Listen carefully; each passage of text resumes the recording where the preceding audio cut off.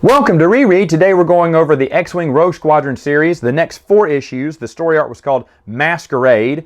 In this one, Michael Stackpole makes a connection to a novel, Bakura. Leia looks at Tycho and goes, "How long has it been since Bakura? Since I've seen you?" And then Tycho asks about Winter, and she's like, "Well, she mentioned you." He went, "She did?" She went, "Only in passing." He goes, "Aw." She goes, "But that's a good thing. Winter never mentions any man." So again, the budding relationship between Tycho and Winter, and it definitely gets even stronger here. They fall even more in love with each other as the series goes on. Anyway, this has as actually he goes to meet Princess Leia and goes, "Wow, Princess, you look really good." And the princess kisses him. "What?" And then he goes, "Winter?" It's really Winter, but she dyed her hair to look just like Princess Leia. It's funny because when she dyes her hair, they draw her similar to Leia. But when she goes with her white hair, she looks vastly different. Again, the artwork, it's really not cohesive there. I mean, if Winter had the same face as Leia, just with white hair, it'd be more believable. But she is physically drawn differently. Her nose, her eyes, everything. And I'm like, I know she's supposed to look like Leia as close as she can, but why can't that be consistent? Again, that's the artist's fault, really. But anyway, Tavira, the young girl, looking Moff, who killed the Moff, I guess, and took over his army, she's back, but she's a pirate now on the outs with the Empire after her betrayal or treason didn't work or whatnot. She captures Tycho and Winter, thinking Winter is Princess Leia and thinks she's captured Princess Leia. So that's fine.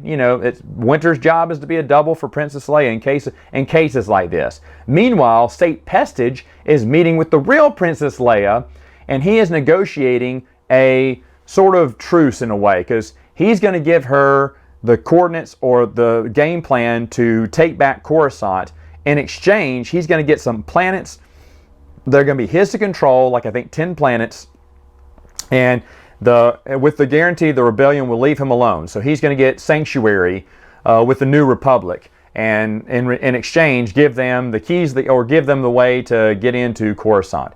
And of course, Leia doesn't like working with him, but she does admit that's a good deal. They can't pass that up. Taking out Imperial Center, which is what it's called, is a #1 priority by everyone there.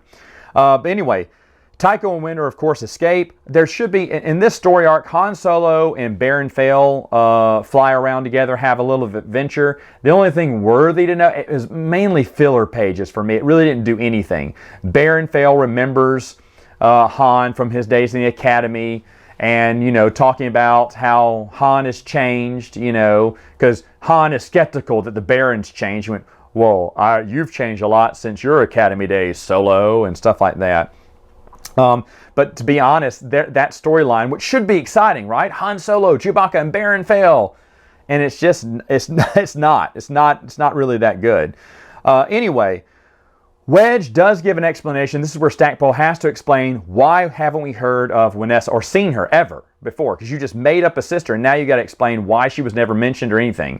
And Wedge gives the explanation that she left when they were young, when she was young, and the parents never talked about it since then. Well, that's convenient. That's very convenient, because they act like Wedge is their only son before then. And that's fine. I don't mind Vanessa, but really, we rarely hear about her. In the expanded universe, period. You still get to hear about Wedge Antilles, but even in the whole series, I want to say Bantam and in Del Rey, I mean, his sister may be mentioned here and there, but rarely in adventures or side stories involving Wedge is Vanessa ever mentioned. So it's really just an unutilized character, except for Stackpole in this series. And by the way, they still haven't found her yet. I don't think they've rescued her at all in this comic book. Now, toward the end of the comic book, Isard suspects Saint Pestage of treason, but she can't prove it. And Pestage knows that. So he knows he needs to get his plans in motion to get this deal done with the New Republic. Meanwhile, Isard is trying to come up ways to take him out, because he's dangerous. He's endangering the Empire, which she wants to control. So that's basically how this story arc ends.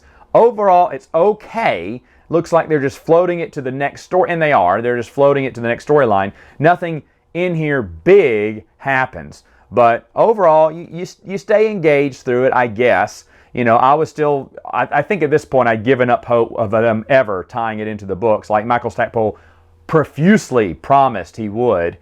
But there's one more story arc after this, and I'll review it next time.